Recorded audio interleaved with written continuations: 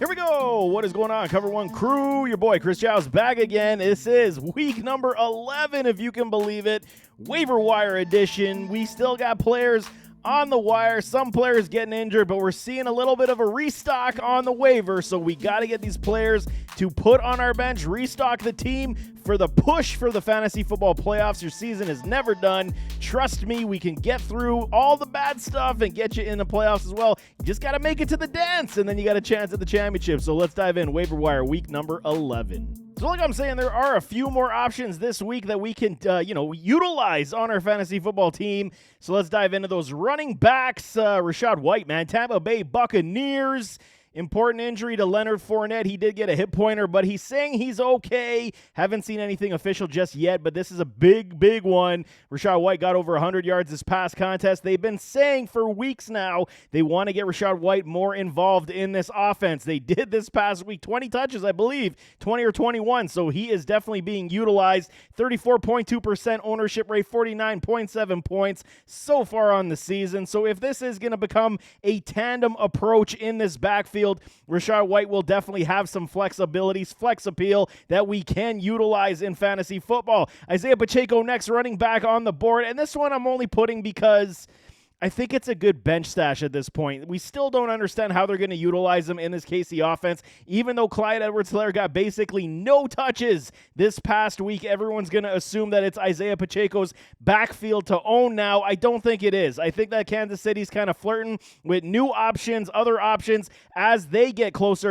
for the NFL playoff push, I should say. But, I mean, Isaiah Pacheco, is he going to be really the volume guy that this offense really requires? He looked good. I'm not saying he didn't put up a great deal of points himself. He only has 34.7 points so far in the season, but I mean, if we're talking about CEH, he's still going to have a role in this offense. I mean, it is Kansas City. They're going with a multitude of weapons this year, but Isaiah Pacheco definitely needs to at least be on your bench at this point, just in case he does take over that number one running back role in this KC offense. Gus Edwards still on the wire for me. I think off that hammy injury, he's still going to be utilized. If he's back this week, he's definitely going to be utilized a lot more than a Kenyon Drake. So you definitely got to pick up a Gus Edwards, 41% ownership rate. He's still going to give you the volume upside because Coach John Harbaugh loves this man. He's going to continue to force feed him. The interesting one was Eno Benjamin. I don't know if you all saw. He got cut by the Arizona Cardinals.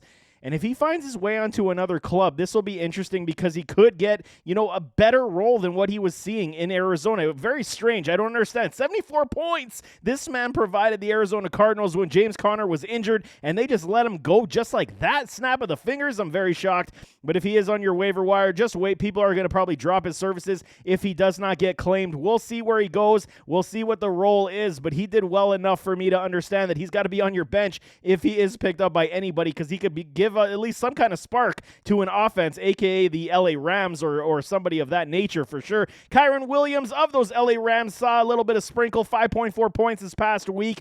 They're looking like they're going to go with a Darrell Henderson and a Kyren Williams kind of backfield, even though the LA Rams are in a big mess now without Cooper Kupp. This is a very big problem for you guys that have Cooper Kupp ownership. Kyren Williams, likely they're going to have to do a lot of creativity on this roster right now. Kyren Williams could be that guy. Same with Cam Akers. Very tough to dissect at this point. If it is for my money, I'm going PPR upside. I'm going Kyren Williams. Alexander Mattison continues to be on my list, 33% ownership rate. Got to be on your team as a full handcuff for all Dalvin Cook owners as you go into the fantasy playoffs. He is one of the best handcuffs in all of fantasy football right now. Ended off Jalen Warren, James Cook, and Jerick McKinnon. McKinnon's getting some value as well in the PPR upside. It's kind of like, J.D. McKissick style. He's going to give you a couple games, and he's going to fade. He's going to give you a couple games, he's going to fade. That's kind of what I see with the Jerick McKinnon. James Cook, the Bills got to figure out their run attack right now. They did not look good. Obviously got the loss. Didn't like it, but Jalen Warren, I don't know what's going on in that Pittsburgh backfield. I kind of want to move on from that whole backfield in particular. Tyler Heineke for quarterbacks, 12.8% ownership rate. He's got a good matchup this week, 53.2 points before the Monday Night Football contest. And, he looked good against the Philadelphia Eagles. Thrashed the Eagles' perfect season in the process. He's good. He's good enough. If you guys need a flyer, like we had Joey B on the bye this past week, you're going to have some more quarterbacks coming on the bye this week. Heineke's got a good matchup, and he's going to give you a nice floor of around 15 points, which can get you victories. This is a good one. Deshaun Watson is the other quarterback on my list right now. He is practicing. I believe he's playing next week. He's eligible to play in week number 12, so this could be something big. However, you caveat on the point that there's going to be a lot of rust. He hasn't played football in God knows how long, 2 years? So, I mean, it's going to be a lot of rust he's going to have to shake off. But if he does pick it up and you've been streaming quarterbacks this entire season, this could be your savior to get into those fantasy playoffs and have a reliable quarterback one with rushing upside to give you the goods for this offense in Cleveland. Kenny Pickett, he's finding his way up the board as well. Under 10% ownership rate, but he got over 20 points last week. I'm not looking away from that. He's at least finding ways to move the ball now. He's doing very well. He's learning. He's progressing. This is what we want to see out of young quarterbacks. Kenny Pickett, now, in matchup play right now, I got to say, can be trusted only in matchup play for fantasy football. Marcus Mariota still on my list, but couple bad games. Everyone's going to be sour on a Mariota. He's got to find his game. Again with the Kyle Pitts thing. Pitts was targeted 9 times, and Mariota just could not hit him and could not get him the ball. This is the biggest problem in this offense is the pass game and the lack of sheer upside from Marcus Mariota. If he figures that out, he's going to have the big games. Still, 161 points on the waiver wire. You cannot hate that. Jared Goff, Andy Dalton, Baker Mayfield's going to be starting this week. So, I mean, Goff, decent matchup. So, again, he's going to give you kind of the Heineke floor, I want to believe, 13 to 15 points per week. Andy Dalton, it's like Andy can only play good at home. That's the only thing about Andy right now. He's got to play in the dome. He's got to play at home. Otherwise, he's giving you like 10 points, and he's crippling your team. So definitely matchup play for an Andy Dalton. Baker Mayfield coming off the bench because P.J. Walker has an injury. I don't actually hate the start for Baker Mayfield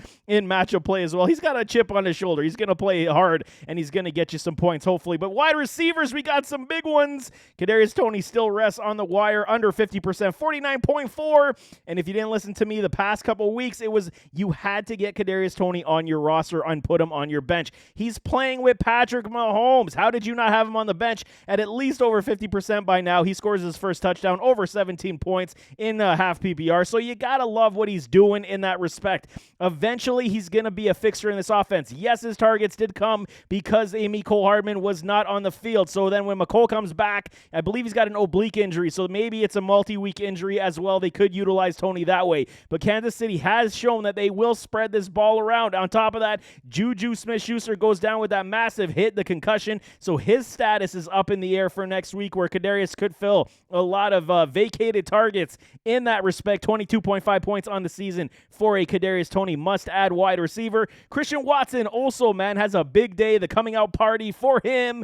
3 touchdowns. He looked good, and this was the caveat for him. Everyone was saying, he was too small, thin, right? He wasn't big enough. That's why he's taking a lot of shots, a lot of injuries. Hands are suspect at times, which is true. But this man's got wheels for days, and he's not just a deep threat. We saw the deep shot. His third touchdown, we saw the crosser go into the end zone. He just outbeat the defensive back with his wheels and his sheer speed. This is what Christian Watson's going to do. If he ups his ability in the pass game where it comes to catching passes, not dropping passes, I should put it that way. But if he continues to progress in this manner and Aaron Rodgers starts to trust this man, he could be a dynamo as we enter the final half of the fantasy football season. It's going to be a good one. 52.4 points, all basically this past week with 3 touchdowns. Christian Watson looked very good. Paris Campbell back on the list as well. 77 points with a new Matt Ryan. Jeff Saturday winning on Sunday. You got to love that too. All the media buzz saying that he didn't deserve the job, and he goes and wins his first game. Okay, we got another game against the Philadelphia Eagles this week for the Colts, so we'll see. But Paris Campbell, again, he's like one of these guys. Still, it's very difficult to trust for me. If you're starting a Paris Campbell, you're like, it's not good. I don't like it. It's still going to continue for me in that respect. But on the bench, I don't hate it if you have the room, just in case somebody goes down. And if Matt Ryan continues to start for these Colts, then he's still going to have the value. You see the speed and you see his ability. I do like a Paris Campbell, always have, always will. Just, the consistency is where I'm going. Jahan Dotson finds his way back from injury, 21% ownership rate. He finds 1 catch, I believe, on Monday Night Football. So at least they got him his game legs back. He is definitely one you got to put on your roster because he will be found through the pass game from a Tyler Heineke. He was spreading it around tonight or on Monday night as well. So Dotson, give him some time, get his legs back. He's going to produce again. Get him on your bench. Julio Jones finds his way back to some good graces, scores a touchdown. I think he could be trusted if you're in a pinch for a flex spot at this point. And with Tom Brady, again, what I say about Tom Brady last week on Start Sit is like he just needed that one contest to get this thing rolling. Maybe they're going to start rolling now. Donovan Peoples-Jones is definitely a must-add at this point because of Deshaun Watson coming back as well. He is getting utilized a lot more, even with Jacoby Brissett. So you got to love what Donovan Peoples-Jones gives you in that respect. It is a nice 8 to 12 points that he could provide you any given week. So Peoples-Jones definitely on the radar. Terrace Marshall, okay, he caught a few passes. Not enough for me to get overly excited. He's on the watch list for me. Odell Beckham Jr., rumor has it that he's going to be, thumbing down the rest of his teams that he's looking to sign with over this next couple weeks here, if not in the next week. So he is definitely one you got to put on your roster. How much will he provide in fantasy football glory? Tough to say. I want to say if he's on a roster, he plays for your team potentially weeks 15, 16, 17. So completely fantasy playoff wide receiver for your team. So I wouldn't expect much during the rest of the fantasy season, but the playoffs, he could be a key. Slayton is another one, very much up and down with the Giants offense. They're going to pass the ball here and there to him, but they're spreading the ball as well. The offense is run behind a Saquon Barkley, and Daniel Jones looks good enough to at least support a Slayton and another wide receiver week to week at this point. Jameson Williams is back on my board as a watch player. If you have room, I don't hate the ad this week. It might be a couple weeks too early, but if Jameson Williams gets on this field for the Detroit Lions, you know for a fact that they're going to try to pepper him with targets early and often once he gets comfortable on the field to see what they have in this man. He could have a very large target share. So if you have room, it's early. I get it, couple weeks. But I would stash a Jameson Williams if you got the room. For tight ends, Cole Kmet is back in the good books because Justin Fields, he's looking good, man. 40 points in back-to-back weeks, and he's finding Cole Kmet on the regular, almost 70 points. This is everything we expected Cole Kmet to be at the beginning of the season. So it didn't come to pass. It took like 8 weeks to find it to come to fruition as well, but now we can absolutely trust a Cole Kmet. He is a tight end one for you every single week now. The way Justin Fields is playing, the way the Chicago Bears offense is starting to move, Kmet, it could be a monumental steal off the waiver wire. 48.8%.